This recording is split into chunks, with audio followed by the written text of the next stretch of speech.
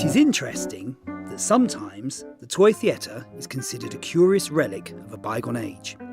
Its miniature worlds show strange landscapes populated by what seem peculiar and unfamiliar inhabitants. Or are they? When you look at the stock toy theatre menagerie, what do you usually see? Predominantly a pantomime, but a stranger version than perhaps we're used to. Both unfamiliar and unconnected to the here and now. Or is it?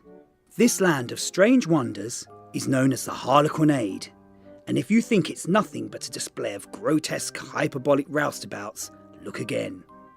With the Harlequinade, there is a series of enchantments brought about by disenchantment. At the beginning, a series of unfortunate events occur, triggering a transformation from the human being into the super being. The fantastic and the bizarre, as in play, anything can happen. I want to talk about play as a journey of discovery, and the magic and transformation that this achieves. We create these worlds, have an inner voice, a real playground for imagination, exploring the everyday in our own language.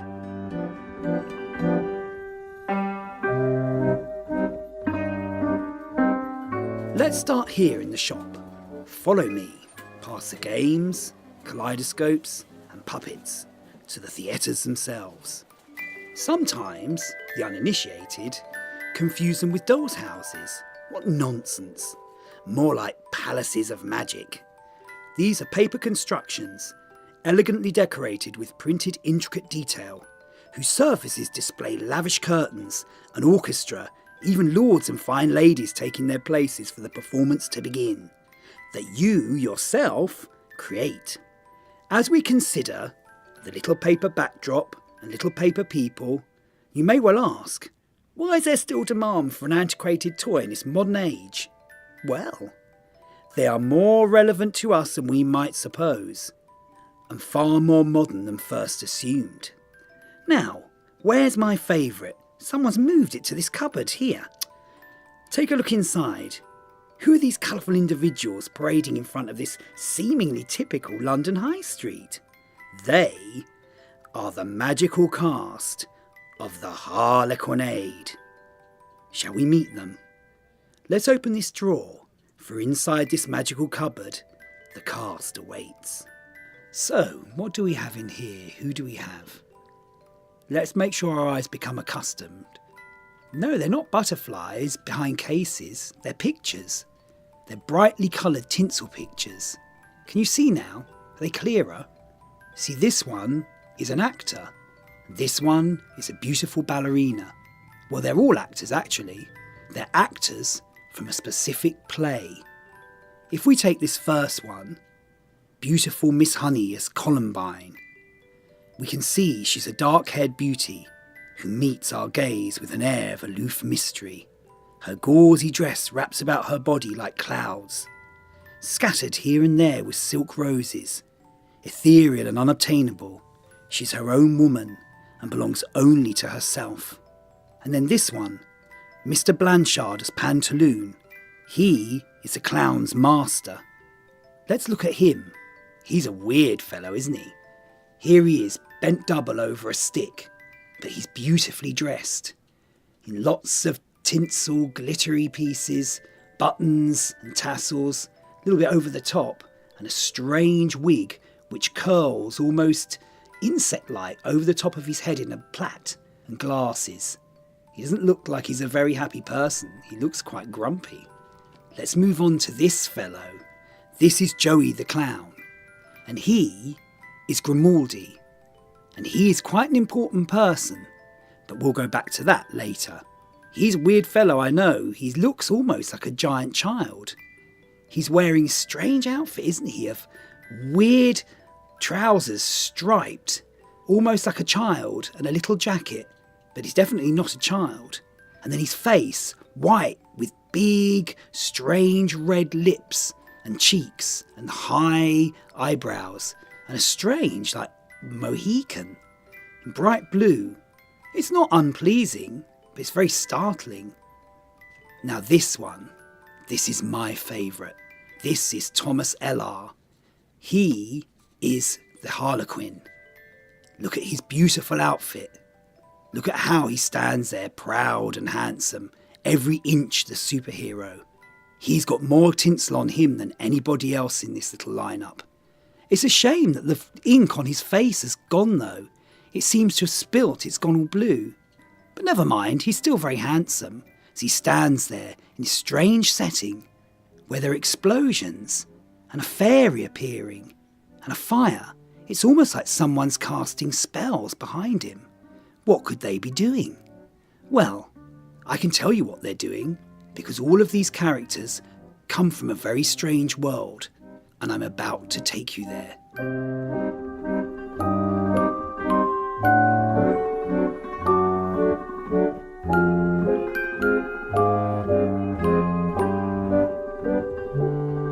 With Thomas Ellar, and that print in particular, what's interesting about it is the fact that the face is stained. When you first look at it, you just think it is an embellishment on the print itself. What's fascinating is it's supposed to be there. With the Harlequin was the love interest. So of course you're going to have a man who's very big and handsome. They had to be athletic to leap about and do the tricks and be able to be this wonderful super being. So of course, with Thomas Ellar, he was a ladies' man as well. He had many, many lovers. He'd come from Ireland. He was the first Harlequin who the look of the Harlequin itself changed and became much more superhero-like. Everything tightened, everything was about the body, and then you have this strange vizard mask which covers the face. Sometimes you have this little carnival mask, but in this image it's slightly more sinister and more seductive because he's got the vizard which goes over the face and under like a balaclava. And what happened to Ellar was he had these lovers, different people, and someone somewhere didn't like what was going on. Someone somewhere was treated very badly by Thomas Ellar. And Thomas Ellar, as this alchemical, ethereal character on the stage, suddenly got his comeuppance because somebody tried to poison him. And they tried to poison him with mercury. Now, I like to think that there were a group of people who got together and plotted and somehow got the mercury to him. Could have been in a drink, it could have been in food, who knows. But what happened, he was so strong, it didn't kill him, didn't do anything. What it did do though, it turned his face blue. Now did this put him off? No, it didn't. For in this portrait, this is him at the height of his success. He utilised it.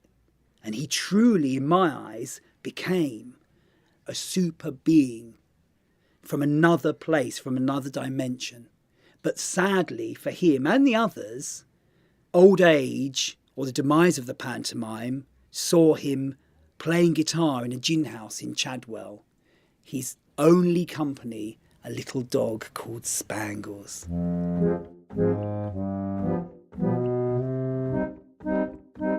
If we go back and look at the pantomime, we have to go back quite far. It doesn't start in England, even though we think it is a British tradition. It actually starts in Europe with the commedia dell'arte between the 16th and 18th centuries. This was a traditional form of Italian theatre, improvised, where the actors interacted comically with each other to predictable ends. There were, though, the beginnings of the characters that we are now meeting. So this is relevant. This is the very beginning. But then we move through Europe and we see things like the Paris Saint-Germain Fair, which, as things start to bubble like a cauldron, the Paris Saint-Germain Fair was a very strange place. It was like a hut where underneath you could buy beautiful things, but there were also performances by actors and performers that were not regulated. So therefore it was a much bigger, much stranger, anarchic performance. This is where things start to change. Those performers move across Europe and into England. The British pantomime really sort of arrived in Britain as a stage act in the early 18th century, an anglicised blending of opera, ballet and the Italian commedia dell'arte. These could be seen in places like Drury Lane, Covent Garden, Sadler's Wells. The heart of the pantomime and this is where it suddenly burst forth with the Harlequinade, was comedy and spectacle. The Harlequinade went further, becoming a mongrel concoction of ballet, slapstick, variety, special effects, laced together by current affairs and topics of interest at the time, particularly being, and most importantly, the Napoleonic War and the Industrial Revolution. This had the audience in abject terror, and they needed a distraction, and they needed magic more than ever. The Harlequinade was imbued with an atmosphere of enchantment, as I said, just what was needed. And the most successful and long-running was a pantomime called Harlequin and Mother Goose, or The Golden Egg. Now, with this particular pantomime written by Thomas Dibdin, who is a friend of Grimaldi, the clown we met in the cupboard, this was made and written to be an absolute spectacle. It was so different. I like to think of it as when audiences first saw The Train in Paris coming towards them in the first cinema, or Dorothy turning into colour in The Wizard of Oz, or for my generation, Star Wars. Mother Goose premiered at Covent Garden December 29th, 1806, having such a phenomenal first run that particular production didn't close until the 23rd of June, 1807. And as I said, everything was designed for it specifically. The characters were changed, the concept was changed, and Harlequin, Mr. Eller, he was there as a pivotal character. If we look at the story of the Harlequinade in itself, the story was star-crossed lovers. This was the frame. You had these two people, usually Colin and Colinette, who were destined to be together, but due to some horrible patriarchal force like a father, Pantaloon, or an evil rival, they would be kept apart. Not knowing what to do, and at the end of their tether, just before they were to be separated forever, sometimes with Harlequin in his hero human form, about to go off to, say, the Napoleonic War, or be chucked in a factory somewhere, suddenly a strange character would appear. This was a little lady called Mother Goose. Or was it? Anyway, Mother Goose would come, and she would set them a series of questions. When they answered them, suddenly she would transform everybody into the Harlequinade characters. And what's interesting with this one is that initially, when they were human, they had huge heads of paper mache. They were grotesque characters. And the actual setting was a pastoral, beautiful, glittering fairy tale extravaganza.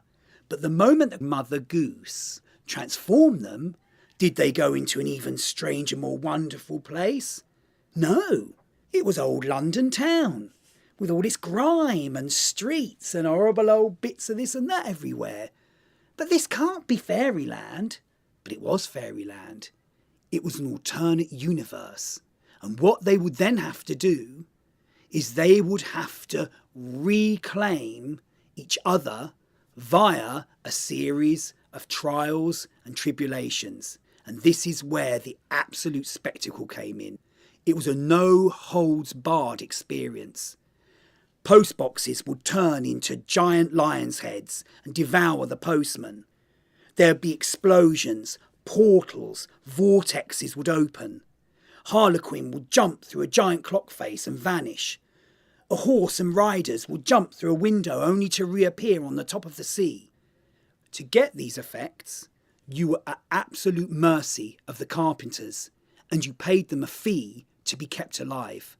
This, of course, kept a lot of tension between the actors and the carpenters, because both relied on each other. But that didn't stop wars breaking out or awful situations, which reminds me of one where one young actor, whose father had been abused because he didn't pay the tally, as he jumped past them in a spectacular stunt, grabbed the hair of the nearest and tore a handful out as he flew through the effect. This went on for a number of years. The Harlequinades were huge. They had wonderful, wonderful titles. Love and Magic, Wizard's Wake, Harlequin Captive, Harlequin and Hidden Island, Harlequin Amulet, names synonymous with alchemy, and intrigue. And all the while, held in the middle, was a super being, Harlequin. His wonderful, wonderful costume, covered in spangles, glittering like magic forces.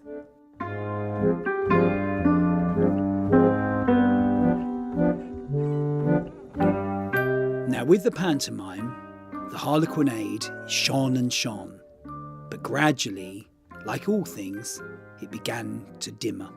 This was partly due to the stars themselves suffering from ailments and basically becoming older before their time due to their physical exertions. Taste changed, the Napoleonic War was over, and then when Grimaldi dies, May the 31st, 1837, followed 15 days later by William IV, we see Victoria's ascension to the throne. Now Queen Victoria, as soon as she was on the throne, she made changes. And one of the changes, one of the things she cast her beady eye on, was the Harlequinade and the pantomime. And the pantomime was changed. She didn't want the subversion that she'd been surrounded by as a child, which is surprising to me considering that she created little make-believe worlds with her wonderful little dollies that, if you don't know them, go and look them up. They're like anything from the Harlequinade. But no, she decided she was going to change. And being made of steely stuff, she shut down the Harlequinade. By the 1840s, it's unrecognisable, and all our friends have gone. But where did they go? What happened to them? Let's imagine, in one Harlequinade pantomime, one that was never seen, there are the characters on stage, everything's going on, weird and wonderful things. And suddenly, Mother Goose appears again. And she's going to transform them all back into the star-crossed lovers and the delivery boy and the horrible old miserable father. But it isn't Mother Goose. She casts off her costume. It's Queen Mab, Queen of the Fairies. For you see, it was her all along. It was her who created it. It was her who flew into Thomas Dibdin's ear in the night and planted the seed. It was her, with the young Grimaldi and Thomas Ellar in their dreams, who gave them the vision and the push forward to create this wonderful, momentary magic. And what happens? Suddenly, in flies a little dragonfly. Don't bat it away, because look at Queen Mab. She's shrinking. She's going down and down and down, smaller and smaller and smaller, until she gets on top of the dragonfly and holds her wand above her head and says, "Now you all have somewhere else to go. Now I will transform you. You have other work to do, more important work to do." And there's a flash, and all of a sudden, the sound like rustling leaves, and all of the people, Harlequin, Columbine, Pantaloon, all of them, everybody, everyone there, the fairies, the dragons, the lions, the horses, they're suddenly paper. Tiny little pieces of paper, but they're themselves, but they're flat little pieces of paper. She scoops them up and flies out of the theatre and up into the night sky, high above London town, where she scatters them down the chimneys and into the open windows of the nurseries. Because what's going to happen next is they're going to create something wonderful. And in this wonderful box of delights will be all the subversion and magic and wit that Queen Victoria tried to hide. Sorry, but I'm afraid it backfired horribly. And what's this magical box called? It's called the Toy Theatre.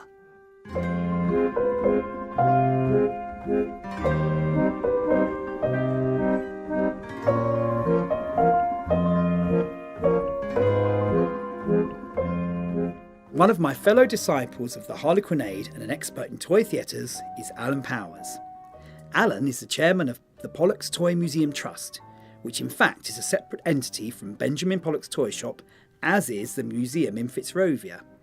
There's a section about this complicated family history on the About Us section of our website.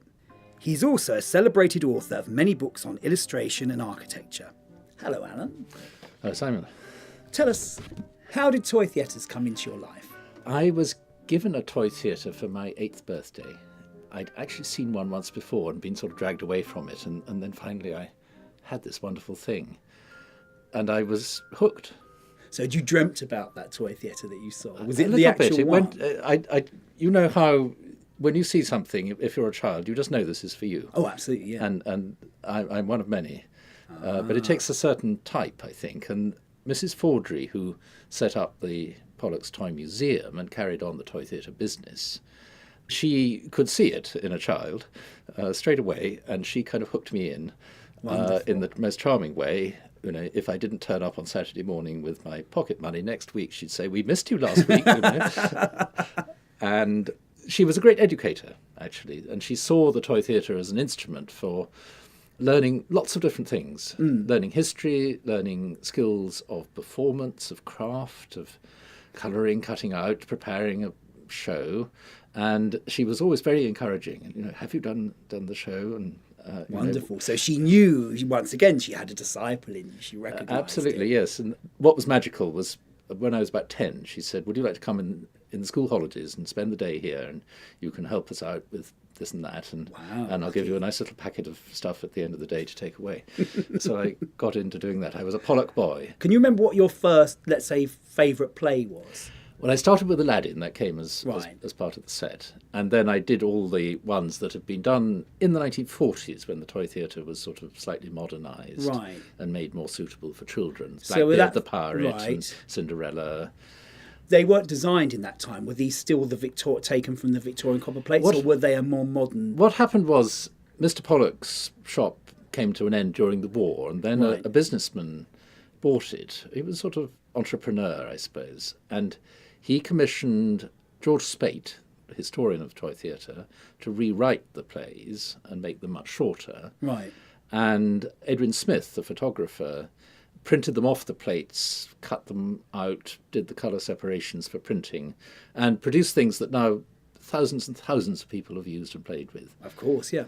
Well, that's the thing, isn't it? It's one of those strange things, the toy theatre. I had one, and I didn't know anyone else until I met Louise at Pollock's Toyshop, who had one. But then the minute you scratch the surface, you do start, over your life, you do begin to meet, and it is like a club, isn't it? But they were so at one stage, I suppose because after the war they were readily available and cheap to produce, they were very easy, supposedly, to come by. But at the same time, they are this sort of strange, elusive object. I suppose there was a moment, it was pre-television, just after the war, and you're absolutely right, they were quite cheap and widely available. And then it seemed to get a little bit more difficult because there was much more competition then. And Mrs. Fordry herself thought, you know, children are now interested in cowboys and Indians and outer space. And in fact, she produced plays on each of those themes to maintain the interest of the children. Wonderful.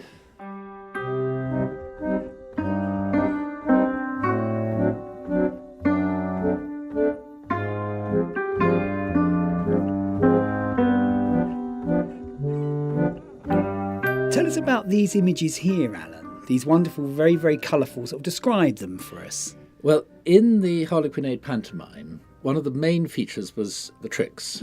And these were sort of sight gags with very simple humour. And there would be an object on stage usually, and Harlequin would dance past, hit it with his bat. Somebody would say the sort of tagline. And it was all to do with speed, I think. Sort of out of a box would jump a figure. Like, as we see here, this very kind of simple joke. It says Christmas fruit, and then out comes the clown with a big plum pudding. So that's Grimaldi, isn't it, with his big plum pudding? They must have been absolutely kind of doubled up inside these boxes on stage, and then they would spring out. And the trapdoors and things were used as well. And there was also a great deal of diving through the scenery. Harlequin particularly, because he's this sort of athletic character, absolutely, would have to sort of take a flying leap through a window, a clock face, yes, and hopefully land on a soft mattress or something the other side. But it was very physically taxing. But this is what people came to see.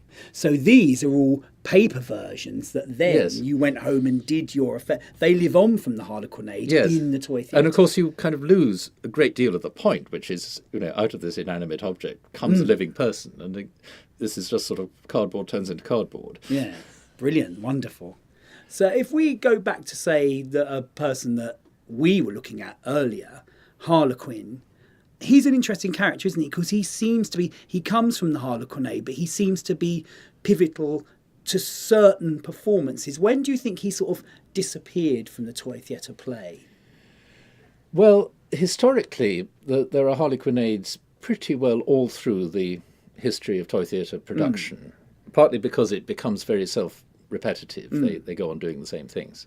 So they're always there, but they reflect a period in English drama, I think particularly strong in the 1840s, 1850s, when this was the format of the pantomime, and obviously this is what children wanted to buy, because a great many of them were done in this paper form. And the odd thing is that the essence of particularly the Harlequinade part of the pantomime is that it's dance and mime with very little spoken dialogue. And this is very hard to do with cardboard. True. And you'd have to be quite a colourful character, I think, to pull it off as well as a child. Only quite recently have I tried I probably could have. with my friends David and Debbie to What, did you actually do a Harlequinade? do a Harlequinade on the stage, and it's rather weird. Can you sing a bit of one of the songs? Well, David sang Grimaldi's famous song, Hot Codlins. Oh, I've never heard that. Please, how's that go? Because when I was doing my research, I kept seeing that, and there's also other songs I was thinking, how were these sung? So can you sing us a little bit? Let me see if I can remember. A little old lady, hot codlins, da da da dee dee da, hot. That's not very good, is it? It's a da dee dee da. You improvising out of the but the point of it is that in each verse there's a rhyme that the singer doesn't say, and the audience has to call it out. So at the end of the first verse, she's out in the street selling these hot apples, and she's feeling a bit cold. Is that what a codlin is? Then? Yeah, a codlin is a hot apple. I imagined it was like a shellfish. It's only an apple. And so she thought it no sin to pop inside for a quarter of gin. That's right. And then Grimaldi, when he sang it at that point, called out to the audience, "For shame," like this. And there's something about her landing on her latter end. Of course, at the end, because she gets so drunk she falls over. Well, I love that, because that, to me, I've always wanted to know what that was. So it's a very magical friend moment, Peter Baldwin Alan. used to sing it. I never heard him sing it, but that's wonderful. I'm glad you sang it for us. That's lovely. So what would you say, because obviously you have toy theatres, what's your favourite toy theatre? Do you mean the actual theatre or the play? I think, okay, if you could have a toy theatre and put the play in it, what would be your ideal? Well, for looks, the Silver Palace. Right, okay. Because it's the most spectacular. With Tell us lots a and lots little of bit scenery. quickly about the Silver Now, Palace. that is a very seriously bonkers play. I think it seems to reflect a 17th century tradition of masks. Right. It's very symbolic. It's right. a fight between fire and water. Because once again, it's always very alchemical, isn't it? Very magical. Yes. It's like science. Yes. Go on. So you have King Volcano, and then you Right. have the King of the Water. Right. And they are engaged in this battle underwater. In these sort of caverns of ice and glittering. So there are lots of cut scenes, and you see through with waves underneath and sort of sky above. So an alternate universe. It's a great sort of Mannerist grotto from Italy. Yeah. With a script that doesn't really add up to a great deal, but that is beautiful to look at, to actually perform the play.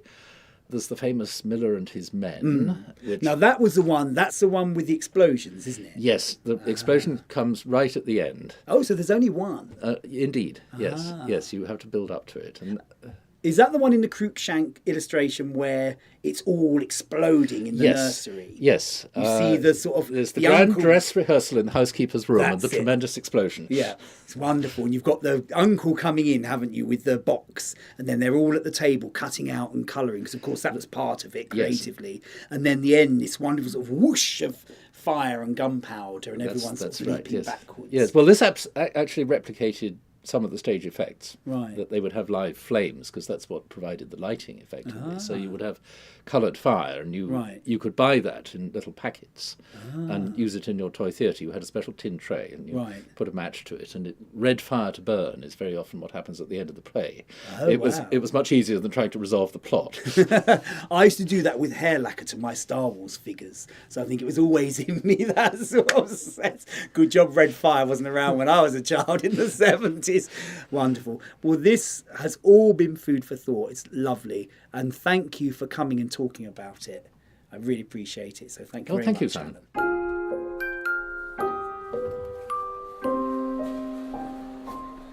If you've let me hold up the queue this long, then you might wonder who I am and how I came to be here.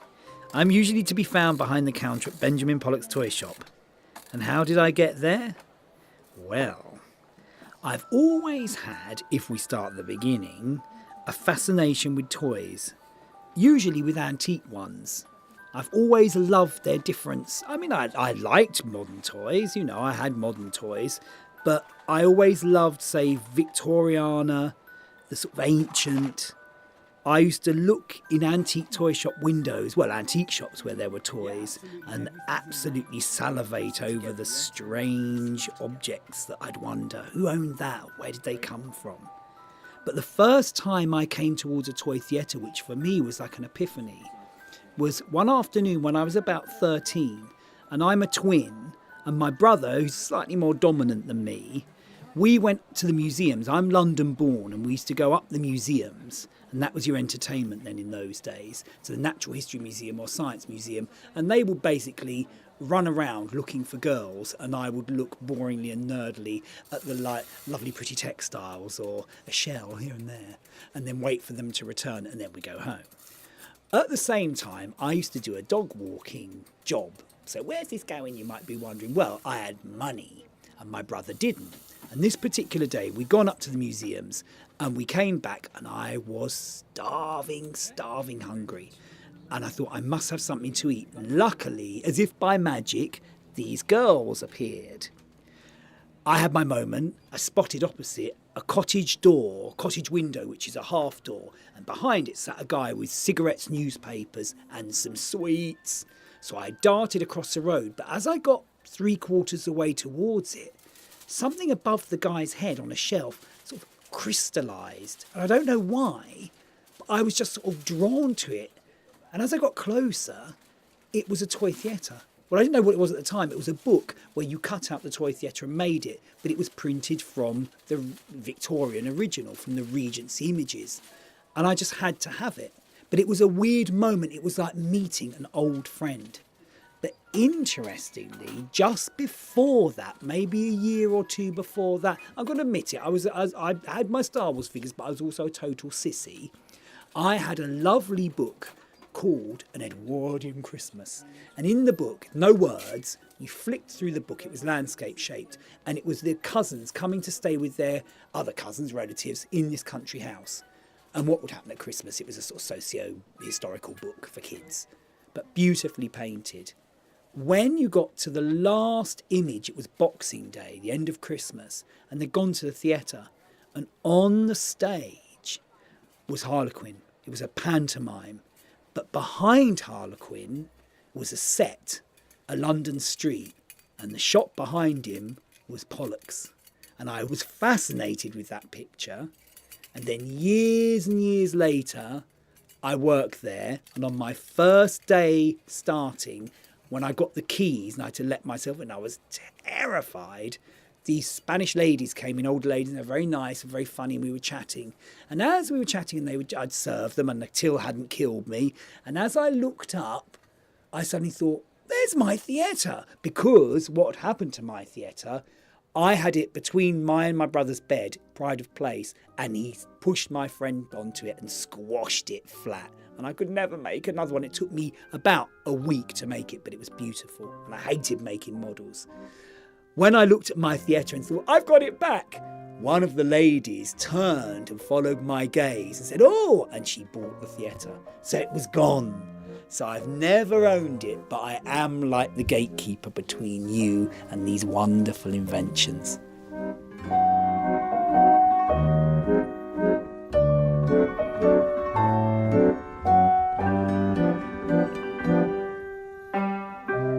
Next customer, please. Thanks for listening to Holding Up the Queue. These podcasts are created by Benjamin Pollock's Toyshop in Covent Garden, at the heart of London Theatreland for over 80 years. Find out more about Benjamin Pollock's by visiting our website, pollocks-coventgarden.co.uk. Follow us on Twitter at Pollock's Toy Shop and join the conversation at #HoldingUpTheQueue.